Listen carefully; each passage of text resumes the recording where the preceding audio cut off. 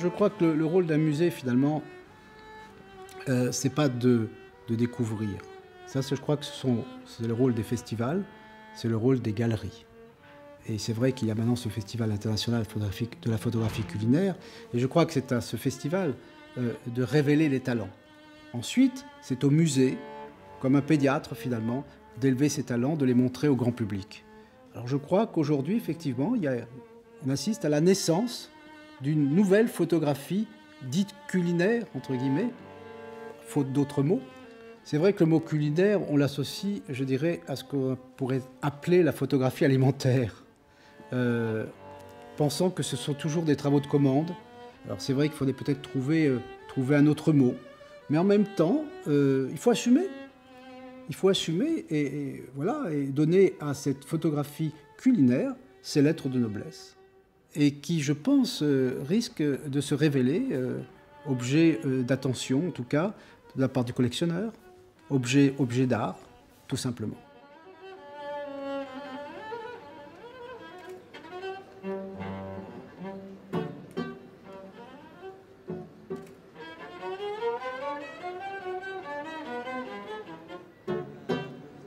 Le lieu est beau, avec tous ces miroirs, de très jolis reflets. Et c'est vrai que la lumière des photos de Thomas, dans la nuit et dans cet angle-là... Les premières photographies liées à l'alimentaire, qui datent des premières images de la deuxième moitié du XIXe siècle, reprenaient exactement les principes d'une nature morte peinte au XVIe ou XVIIe siècle.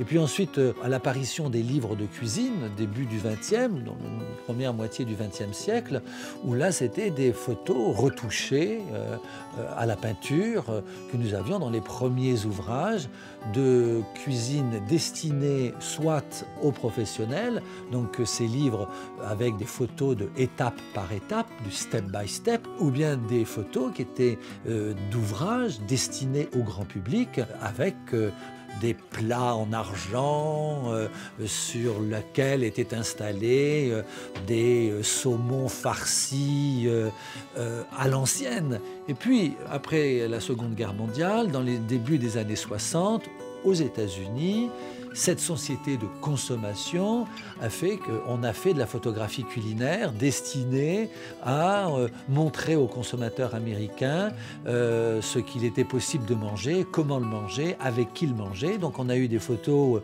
de plats, de recettes, des photos d'environnement, de familles américaines autour de la table. Et puis ensuite, ça a été la révolution de la nouvelle cuisine. On servait à l'assiette, et le chef sortait de la cuisine et venait voir ce qui se passe en salle et demandait aux clients si effectivement ils avaient été satisfaits du travail exécuté en cuisine. Et donc là, de cette révolution, l'image aussi a évolué. Donc d'images, de photos de plats, on est venu à de la photo de produits assiettes, et aussi un mélange de photos produits bruts et produits transformés. Le chef est devenu aussi un sujet d'image. Donc l'évolution est venue avec l'évolution de la cuisine.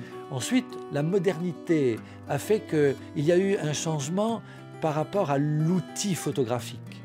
C'est-à-dire de la photographie argentique, on est passé à la photographie numérique, et on n'a pas photographié de la même façon. Le regard a changé. On est toujours dans l'air du temps. La cuisine étant un phénomène fondamental de l'homme, eh bien la photographie de cuisine évolue comme l'homme évolue. Ça apporte par la matière, par la forme, par la couleur. C'est un produit qui vit. Il suffit qu'on coupe un produit, on ressent des choses. Quand on fait des découpes de fruits, des choses, on voit des choses qu'on ne voit pas vraiment à l'œil nu. En photo, avec la technologie qu'on a actuellement, des objectifs qui sont vraiment très pointus au niveau qualité, on arrive à avoir des détails extraordinaires. C'est vraiment de la peinture, c'est vraiment de la peinture, quoi. De par la couleur, les textures, je pense qu'il y a quelque chose de magique dans la bouche.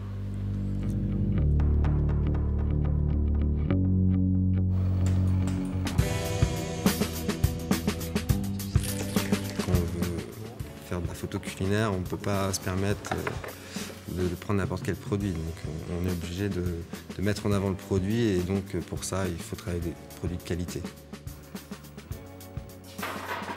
On travaille toujours sur la transparence aussi des produits en photo, hein. Vraiment. Bon, l'avantage qu'on a, c'est qu'on est frères, ça, parce que on travaille avec des chefs, ils font leur préparation et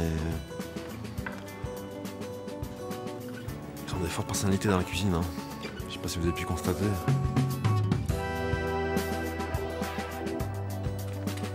On commence à avoir une belle lumière.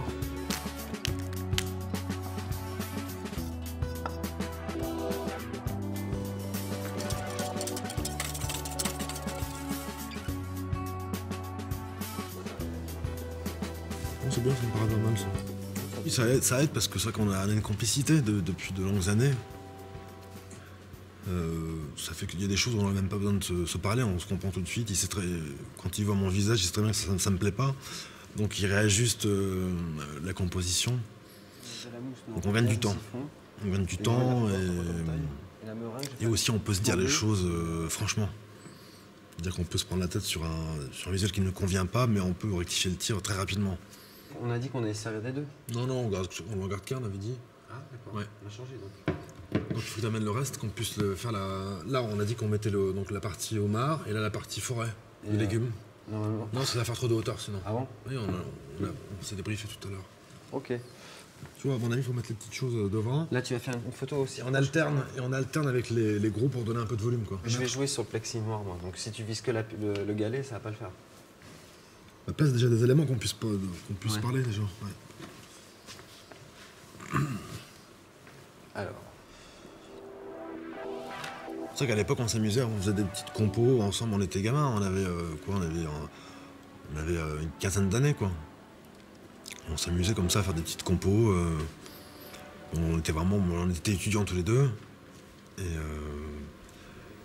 c'est vrai que la photo, après, au niveau professionnel, ça a commencé vraiment avec des groupes où là, on faisait des catalogues, la production, la grosse prod.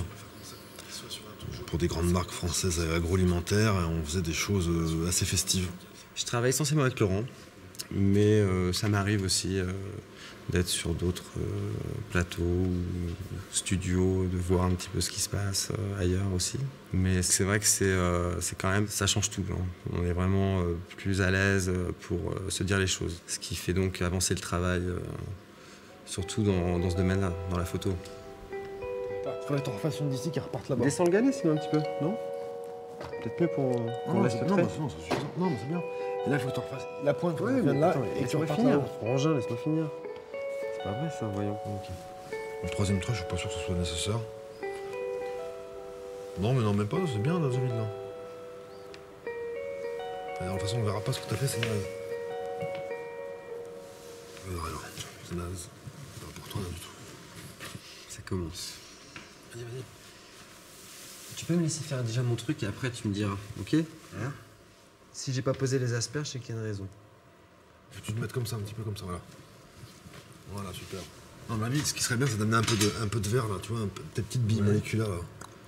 Ok, mais non, pas les billes, ça va faire de la merde.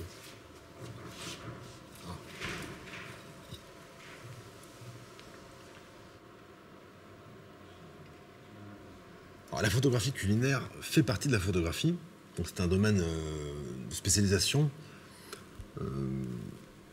Après, il est évident que tout photographe ne peut pas être photographe culinaire. Et en plus, ça va être dans la lumière, ça va être joli. Il y a beaucoup de photographes qui ont eu des difficultés à traverser la crise, parce que c'est vrai que il y a beaucoup de budgets qui ont sauté au niveau communication, etc. Donc, beaucoup de photographes se sont orientés vers le culinaire. Ce qui fait qu'il commence à y avoir beaucoup de photographes culinaires. Donc je pense que la profession de photographe culinaire a de l'avenir, surtout en France. Mais il y a de la concurrence, beaucoup de concurrence.